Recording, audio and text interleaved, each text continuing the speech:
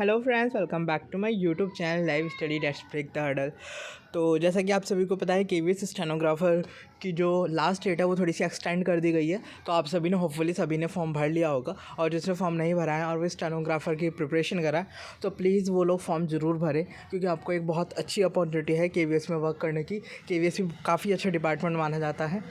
मेरा कोई पर्सनल तो भाई देखो वो है नहीं, पर हाँ मैंने जितना सुना है और जितना मेरी नॉलेज में है, केवीएस भी बहुत अच्छा डिपार्टमेंट है। केंद्रीय विद्यालय समिति का मतलब काफ़ी अच्छे जो है जॉब इसमें लगती है और काफ़ी अच्छी जगह पे लगती है।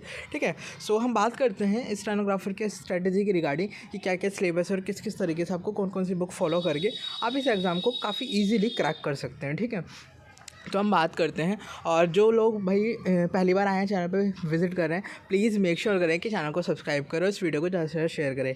चलो हम शुरू करते हैं कि आपका जो स्टेनोग्राफर ग्रेड सेकंड की पोस्ट के लिए निकला है, मतलब जो ग्रेड डी का होता है वही है। तो 80 वर्ड पर मिनट की आपकी स्पीड मांगी जाएगी इसमें लास्ट में, उसका आपको स्केटा देना पड़ेगा अगर आप यहाँ पर शॉर्ट लिस्ट हो पाते हो। तो कितने क्वेश्चन आएंगे? 120 क्वेश्चन आएंगे और 1 मार्क्स का क्वेश्चन होगा। ठीक है, और भाई देखो नेगेटिव मार्किंग इस पेपर में बिल्कुल भी नहीं है, तो इस चीज़ की खुशी की बात है आपके लिए। ठीक है, तो सबसे पहले बात करते हैं कौन कौन से सब्जेक्ट आने वाले हैं। तो सबसे पहले अगर हम इंग्लिश की बात करें, इंग्लिश 25 मार्क्स का आएगा, जिसमें आपका आएगा कॉम्प्रिहेंशन, जो पैसिव वगैरह होता है वो, one word substitution, synonym and antonyms, spelling error, spotting error in sentence, grammar, noun, pronoun, adjective, verb, preposition, conjunction, use of A and the, idioms and phrases. देखो केवीएस बहुत पर्टिकुलर होता है अपने सिलेबस को लेके। अगर उसने ये चैप्टर मेंशन करे ना ग्रामर के, तो इन्हीं से देखा, इससे अदरवाइज ये कहीं बाहर निकलेगा ही नहीं। ठीक है, तो इन सारी चीज़ों पे ध्यान रखना, ये चैप्टर सबसे पहले प्रिपेयर करना, क्योंकि हम ना कभी भी ना सिलेबस को उठा के नहीं देखते। हमें लगता है इंग्लिश है तो सारा सेम ही होगा, पर कुछ चीज़ें कम दी होती है सिलेबस में कहीं ना कहीं। हर किसी का सिलेबस थोड़ा तो डिफरेंट करता ही है। ठीक है, तो इसमें जो चैप्टर्स आपको पहले दे रखे हैं आप उन्हें ज़रूर कंप्लीट करें एरर्स के लिए। और कॉम्प्रिहेंशन वगैरह का पार्ट अलग है। One word substitution, synonym, antonym, जितने आप प्रीवियस ईयर कर लोगे एसएससी के, तुम्हारे बहुत अच्छे स्कोर इसमें कर लोगे। इंग्लिश में कोई बहुत ज़्यादा इशू आपको नहीं आएगा। अब बात करते हैं हिंदी के लिए। तो इसमें अगर आपको कोई बुक भी फॉलो करनी है अगर ग्रामर के लिए, तो मैं बताऊँ तो आप केडी पब्लिकेशन की या पैरामाउंट प्लेन टू पैरामाउंट की जो बुक आती है उसे आप फॉलो कर सकते हैं। वॉल्यूम 1 को फॉलो करो, आप ग्रामर अपना कंप्लीट कर लो। ठीक है, बात करते हैं जनरल हिंदी की। देखो हिंदी का मुझे खुद को पर्सनल कोई ओपिनियन नहीं है इस बारे में, लेकिन मैं सजेस्ट करूँगा आप लोग बताएं कोई बुक वुक ना खरीद के इसका क्या करें कि ऑनलाइन ना चैप्टर डाल दें। जैसे इसमें आपको तत्सम करना है, तत्सम तद्भव सीखना है, तो उसका चैप्टर हो गया। पर्यायवाची जो है इंपॉर्टेंट पर्यायवाची डाल दो। यूट्यूब पे इतना कंटेंट पड़ा है, पढ़ते पढ़ते तुम्हारी ज़िंदगी चली जाएगी पर तुम्हारा कंटेंट खत्म नहीं होने वाला। तो थोड़ा थोड़ा पढ़ लो। इसी ऐसे ही जितने भी चैप्टर इसमें दे रखे हैं, समास, वचन, लिंग, अनेकाल, जो इसमें मेंशन है ना पर्टिकुलरली वही करना, उससे ज़्यादा कुछ मत करना। ठीक है, अब बात करते हैं हम जनरल अवेयरनेस की और कंप्यूटर लिटरेसी की। ये हमारा पूरा 60 मार्क्स का है। तो आपका 15 मार्क्स का तो आपका जनरल नॉलेज है, जिसमें आपकी history, polity, geography, Indian geography आएगी, और Indian economy, Indian polity, constitution, scientific research, awards, sports, current India and world. देखो इसमें साफ साफ मेंशन कर दिया गया है, जैसे कि मैं आपको दिखाऊँ यहाँ पे कि अवार्ड्स, तो आपको करंट के जो जितने भी अवार्ड्स मिलेंगे ना पिछले 1 ईयर के, आपको याद करके जाने। करंट इंडिया वर्ल्ड यहाँ तो छोड़ो, स्पोर्ट्स, इन दोनों पे ध्यान रखना कि आपको कौन कौन से 3 जो हैं। एक तो हो गया आपका साइंटिफिक रिसर्च, और सेकंड हो गया आपका अवार्ड्स एंड ऑनर्स, और एक तीसरा हो गया आपकी स्पोर्ट्स कैटेगरी। इसे आपको जरूर कवर करना है। ठीक है, अब वही बात करते हैं हम रीजनिंग की। तो रीजनिंग का नॉर्मल वही सिलेबस है, ज़्यादा कुछ अंतर है नहीं। एनालॉजी हो गया आपका, सिंबॉलिक नंबर एनालॉजी हो गया, फिगर एनालॉजी, मतलब एनालॉजी के कम से कम आपके 2 से 3 क्वेश्चन, 3 से 4 क्वेश्चन मिलेंगे। सिमिलैरिटीज़ एंड डिफरेंसेस, मतलब ऑड छाटनी उसमें बोला जाता है। वर्ड बिल्डिंग जो होते हैं, मतलब आप उसमें कैसे अरेंज करोगे डिक्शनरी में, कुछ उस टाइप के क्वेश्चन। रिलेशनशिप कंसेप्ट, जो ब्लड रिलेशन वगैरह होता है। अर्थमेटिक नंबर के सीरीज, मतलब जो आपको बोलते हैं मैथमेटिकल ऑपरेशन टाइप के क्वेश्चन होंगे उसमें। नंबर सीरीज होगी, coding decoding, small and capital letters, number coding, decoding. देखो बहुत ईजी सा सिलेबस है, कोई ज़्यादा इस रीजनिंग में भी आपको मत्थाचेपी करने की जरूरत नहीं पड़ेगी। अब बात करते हैं मेन सब्जेक्ट कंप्यूटर लिटरेसी की। आपका आएगा 15 मार्क्स का, और इसे आप नहीं छोड़ सकते हो कहीं ना कहीं। तो हम इस पर बात करते हैं। तो इसमें आपको ध्यान देने की ज़रूरत है कि आपका क्या क्या आने वाला है। Organising including RAM, ROM, file system, input device, computer software. देखो इसमें सब कुछ ना बहुत डिटेल में लिख रखा है कि क्या क्या इन्हें चाहिए।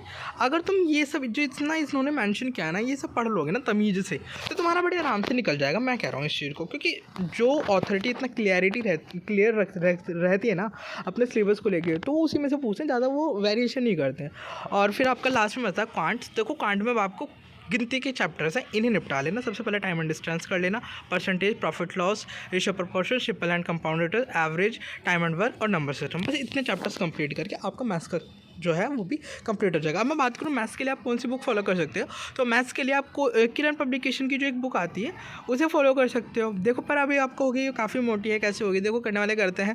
तो फिर आप ना एक काम करना, आप मार्केट में जाके ना केवीएस स्टेनोग्राफर के लिए ना कोई बुक जरूर आ गई होगी, कोई ना कोई मार्केट में, अरिहंत पब्लिकेशन की ले आना, ठीक है, और उसे सॉल्व कर लेना, उसमें जितना कुछ भी कंटेंट दे रखा है। तो आपसे आपका क्या होगा, उससे सब कुछ ये जो है कवर हो जाएगा, ठीक है। तो मैथ्स वहाँ से कर लेना, मैथ्स में ज़्यादा लंबा चौड़ा है नहीं। कंप्यूटर के लिए आप ऑनलाइन किसी से भी पढ़ सकते हैं, देखो कंप्यूटर के ऊपर बहुत कोर्स पढ़े हैं फ्री के, तो उसे कर लेना, ठीक है। तो ओवरऑल मैंने पूरा डिस्कस कर दिया कि आप कैसे कैसे सारे सब्जेक्ट आपको कर सकते हैं, मैंने पूरे सिलेबस बताया है।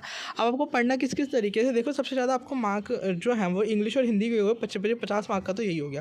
फिर आपका था जीएस 15 मार्क्स का, और 15 मार्क्स का आपका कंप्यूटर है, तो मतलब इसे ही आप जी के में जोड़ लो तो 30 मार्क्स का ये, और 20 मार्क्स की आपकी रीजनिंग और 20 मार्क्स का आपका क्वांट है। तो क्वांट में आप पूरे जान लगाने कि क्वांट पे तुम अपने नंबर ले लो, और यहाँ रीजनिंग में, ठीक है। ये कितने मार्क्स हो गए आपके, 20 मार्क्स यहाँ के, 20 मार्क्स यहाँ से, 40 और 25 50, तो आप 90 मार्क्स के अराउंड पहुँच रहे हो। मैं ये नहीं कह रहा हूँ फुल स्कोर करना, और यहाँ पे 15 और 15 हो गए 30, तो 120 में से ना अगर आप अच्छे से तैयारी करके जाओगे ना, लिटरली बता रहा हूँ, आप आराम से ना अपना आराम से बड़े ही जिसे बोलते हैं ना बिल्कुल आराम से आप 80+ स्कोर बड़े मज़े से कर लोगे। 80 से लेके मुझे लगता है 100 तक भी पहुंच जाओगे, कोई बहुत बड़ा इशू नहीं आएगा। आप अगर कुछ सब्जेक्ट को हल्का फुल्का भी पढ़ लेते, पर पढ़ने सारे सब्जेक्ट हैं, कोई से भी सब्जेक्ट को छोड़ना मत। जीएस जैसे वास्ट सब्जेक्ट को छोड़ा जा सकता है, अगर तुम्हें बिल्कुल नहीं पढ़ रखा अब तक जीएस, तो उसके ऊपर मेहनत करना बेकार है। उससे बेटर है तुम उतना टाइम कंप्यूटर को देखो, कंप्यूटर तुम्हें मार्क्स दे के चला जाएगा, ठीक है। और कंप्यूटर के लिए एक काम और करना, आप पीडीएफ्स ले लेना, जो भी अभी पेपर हुए ना, जैसे एचसीएम का पेपर हुआ है, दिल्ली पुलिस के काफ़ी पेपर हुए जिसमें कंप्यूटर पूछी जाती है, या कोई भी एग्जाम जिसमें कंप्यूटर पर्टिकुलरली पूछी जाती है, उनकी पीडीएफ्स या शीट्स निकलवा लेना और उन्हें कर लेना, तो बेटर हो रहेगा, कंप्यूटर कवर हो जाएगा काफ़ी ईजिली। तो होपफुली आपको ये वीडियो अच्छी लगी होगी, और भाई देखो अच्छे से पढ़ लो, बहुत अच्छी अपॉर्चुनिटी है, बहुत ईजिली तुम इसमें एक जॉब सिक्योर कर सकते हो, क्योंकि पेपर का को बहुत ज़्यादा हाई लेवल नहीं रहने वाला जैसा आप सोचते आ रहे हो, ठीक है। भले इसका कोर्स थोड़ा सा ज़्यादा है, मुझे भी पता है कि बहुत सारे बच्चों को ये भी है कि भाई सर को फीस बहुत ज़्यादा है और वैकेंसी काफ़ी कम है। देखो अगर आपको लगता है कि आप कैपेबल हो, आप कर लोगे, एक सीट ही लेनी ना, आपको सिर्फ एक सीट से मतलब होना चाहिए, तो उस चीज़ को सोच के भर दो फॉर्म, ठीक है। अगर आपने अभी तक नहीं भरा है और कैपेबल हो, ठीक है, और आपको लगता है कि नहीं भर सकते, तो फिर यार देखो इसमें मैं कुछ भी नहीं कर सकता हूँ।